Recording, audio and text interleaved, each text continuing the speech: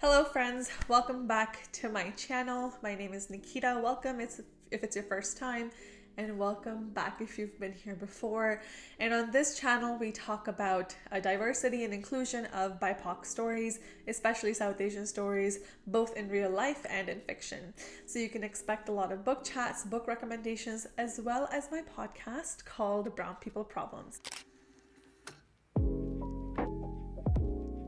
So like always, I'm here with another video to help you get outside of your comfort zone when it comes to reading and explore new stories, and in particular BIPOC stories, hopefully. So for this video, I wanted to create a tag on BookTube. So I have been tagged in some tags before. I have seen them go around quite a bit. They're quite popular. And I went ahead and I created a Get Uncomfortable tag. Now this tag is exactly what it sounds like, and you don't have to be on BookTube to do this. I'm going to be tagging some of the booktubers that I enjoy watching down below, as well as everybody watching this video. I go ahead and I tag you right now. So let me tell you about the Get Uncomfortable tag. I created this tag just to help, or just to encourage everyone to get a little bit outside of their comfort zone with reading, and typically the types of genres they like to read and the authors that they like to read. You know, reading is a wonderful hobby, but often we can get really complacent with just what we read. And you know, while there's nothing wrong with that, I think it takes time to kind of figure out what is it that you enjoy reading and stick to it. There's nothing wrong in being complacent. However, I think it's important to mix things up time to time. So staying true to the essence of this channel and the essence of my presence here, I would like to encourage you to get a little bit uncomfortable and participate in this tag. As always, if you enjoy this content, if you enjoy your time here, please go ahead and like and subscribe. Actually, my stats show me that most of you who are watching this video, like well over 50%, aren't actually subscribed. So it would be great if you can go ahead, click that subscribe button. I would love to get that number up and see a lot more of you who are watching and engaging to be subscribed. Perfect. So I kept this tag nice and short. And when I say nice and short, I mean 10 questions or 10 prompts. But the Get Uncomfortable tag, like I said, is really just about getting uncomfortable with your reading, putting yourself outside of your comfort zone. And the first question in this tag is, what genre do you typically read the most? And what types of books are in your comfort zone? So for me, this has really changed over time, but one of my favorite genres for a really, really long time has been fantasy, so like high fantasy, and thrillers and you know, murder mysteries and things like that. They have really been in my comfort zone. I think there was a time when I was exclusively reading any type of murder mystery, and honestly I did not pay any attention to if I was diversifying my reading in any way, but since then I have gravitated a little bit more towards romance, a little bit more towards contemporary fiction, you know, what they unfortunately popularly like to call women's fiction, or like whatever, feminine fiction. You know, I am not a big fan of that term, but I've really started enjoying those, as well as nonfiction. Murder mysteries and fantasy have just been in my comfort zone for a really, really long time because I grew up reading a lot of fantasy. The generation that grew up with Harry Potter, and I have been reading Harry Potter since I was a preteen. I've stood in all the lines for the midnight releases, for the books, for the movies. So fantasy was just such a big part of my life growing up. I grew up reading like a lot of Inkheart by Cornelius Funk. If anybody remembers that, comment below. Aragon, you know, Narnia, just all of these. So it was just something that was my go-to, and fantasy always offers a really, really nice escape. In terms of murder mysteries, again, one of the very first books that I read, I think that's reminiscent of every 90s kid, was the Nancy Drews, Hardy Boys, a lot of Enid Blyton's. What was the series that Enid Blyton wrote? I think it was Famous Five. That's by Enid Blyton.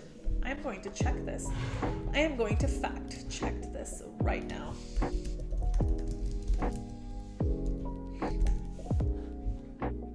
Yes, Famous Five by Enid Blyton. Yeah, so grew up reading that, grew up reading Tintin. So, you know, again, like the mystery element was just something that always read, always continued to read. So these, I was just exposed to these genres at a very young age, so they have always been in my comfort zone. Okay, question number 2. What types of books are outside your comfort zone and why? So a genre that's always been outside of my comfort zone has been nonfiction. And up until recently, romance. Honestly, there was nothing that kind of drew me to, let's talk about romance first. There was nothing that drew me to the genre of romance. I had never read, and I still haven't actually to this day read the Shopaholic series. I've only read one Shopaholic, which was in December, and that was the Christmas Shopaholic, but I have not read, you know, the Confessions of a Shopaholic, like in the early 2000s, like when everyone was reading them. I never read any contemporary fiction. I never read any romance. It just never interested me. I needed something to just like keep me on my toes, and I needed like a faster, more engaging plot line. And I often found that romances just did not have that. And similarly with with nonfiction, it just seemed, it always just seemed really boring. And that is not a sentiment that I hold now, but it felt very boring. It felt very educational. It felt just so preachy, I think is the term.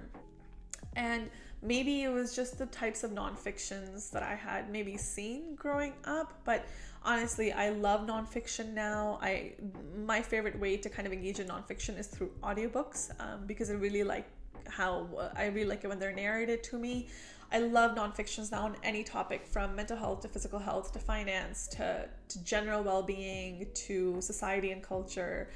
I am still not into autobiographies though, but I'll get there. Question number 3. Show us the most diverse book in your collection. So this could be an LGBTQ inclusive book, ethnically diverse, racially diverse, all that good stuff. Okay, I cheated a little bit, and I brought 3 books that I consider to be some of the most diverse. To be fair, my collection is huge, so I can't have one. But the very first book that I consider to be one of the most diverse in my collection is Dear Ijeawele, or A Feminist Manifesto in 15 Suggestions by Chimamanda Adichie. I've done a whole 2 videos talking about this book. I will link them up here for you, but check them out. But this is, like you can see, very small, and this is essentially 15 suggestions on how to raise a feminist. Chimamanda is an activist. I'm sure you've heard of her. And essentially this book came about when one of her friends was having a baby girl, and she wrote to Chimamanda and she said, help me raise her to be a feminist. And so it's, like very quick. You've got like 15 suggestions, and each suggestion is just so lovely, so succinct, so to the point. So I love this one. The second one that I love is called Loving My Gay Child. It's a mother's journey to acceptance by Sushma Agarwal. Now, this is a self-published book of a self-published book by 2, I believe, Indian American South Asian parents who had to come to terms with their child being queer, and in a culture that doesn't really respect, unfortunately, like LGBTQ rights, or hasn't historically. And it's just, again, not a huge book, but this is really kind of like their journey in accepting their son's like queer status.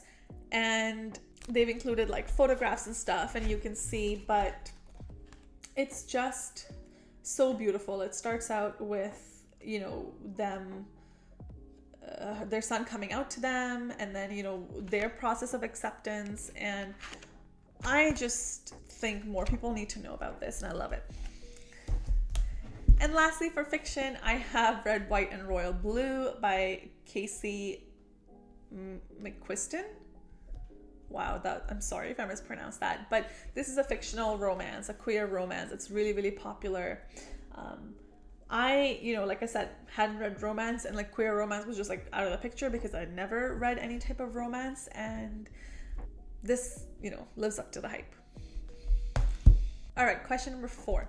Which book did you pick for this challenge and why? Now, the book that I'm currently reading, and I picked this up, is called The Vanishing Half by Britt Bennett. I'm reading it on my Kobo, and this is a multi-generational story of 2 Black women who are twins, but they're it seems like they're quite like light-skinned, and they can pass off as white. And so these twins separate in the 60s, and, you know, one goes off to marry a Black man, one goes off to marry a white man.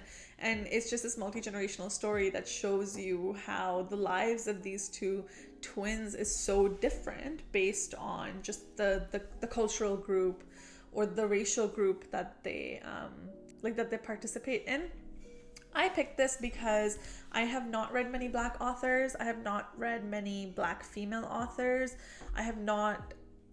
I'm trying to correct that, but I hadn't previously, up until a couple of years ago, read a lot of Black stories. So I'm very happy to learn more about just what it looks like to be Black in America and, you know, by extension in Canada. All right, question number 5. How do you anticipate you will like this book?